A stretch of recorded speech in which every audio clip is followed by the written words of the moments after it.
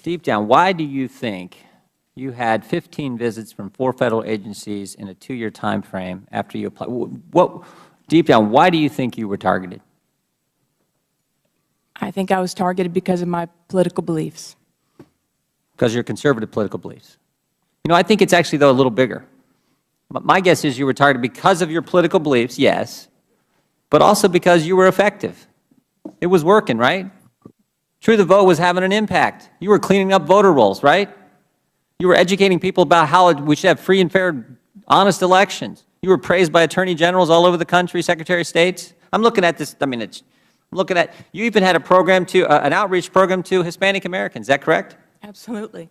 Yeah, they targeted you because it was working. They said, well, we can't have this.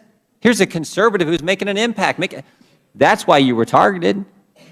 And all while this is going on, the President is saying things. After the Citizens United, the President's making all kinds of statements.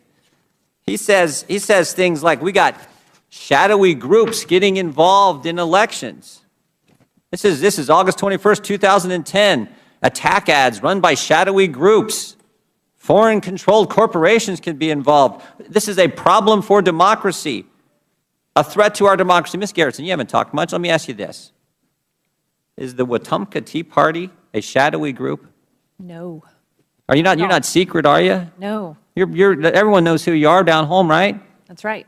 You don't have any foreign corporations helping you out, do you? No. We don't even have any corporate money helping us. Are you trying to threaten any democracy?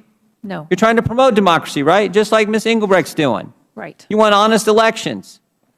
You want people to respect the Constitution. Are you a threat at all to the democracy? Problem for the democracy? Of course not. And yet you were targeted, in Ms. Engelbrecht's case, 4 Federal agencies in a couple-year time frame. None of them had ever had any interaction with her before. But suddenly, she's filed for tax-exempt status, and she's having an impact, and you're having an impact, and suddenly the President's making all these statements, and here comes the full weight of the Federal government down on 2 ladies exercising their constitutional First Amendment political speech rights.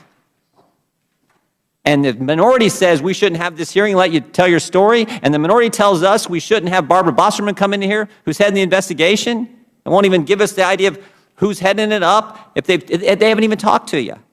Which makes me I want to ask one other question here. Mr. Sekulow. Yes, sir.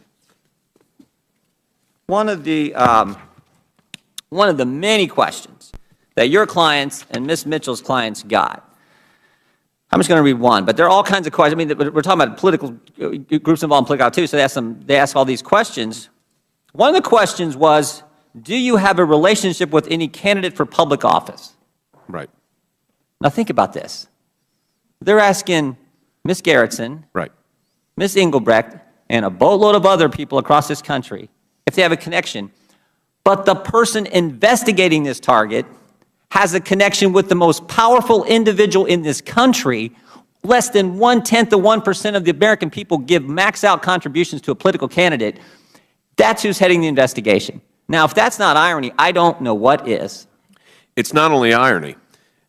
In our view, and I said this again with no disrespect to Ms. Bosserman and her career at the Department of Justice. I don't have any either. It raised serious ethical concerns that she may well have brought up and the Department of Justice chose to ignore. But you look at the scope of the questions that were asked, which were way outside of legitimate inquiry. I mean, incredible. I've looked at it. And you look at cases like NAACP versus Alabama, NAACP versus Flowers, and others. There's a whole host of them. Because what was happening in those cases was exactly what was happening here. Government agencies were targeting groups to try to intimidate them into silence, in those particular cases, the NAACP, by saying things like, we'd like to see your membership list. Who do you talk to? What conversations with legislatures do you have? This has been going on since 1950. It didn't work out too good for the state of Alabama when they tried that to the NAACP. It shouldn't work out for the Department of Treasury, IRS either. Great point. I just got one other question for you, and then we're going to have to recess and go vote. This is all going on. You're an individual who's represented, as you pointed out, to the minority. You've represented the American Civil Liberties Union. You've represented Democrats. You've been in front of the Supreme Court. You've seen all kinds of things. Yes, your history. Cletus gets the same kind of. I want to know, do you think this changed the impact of the 2012 presidential election?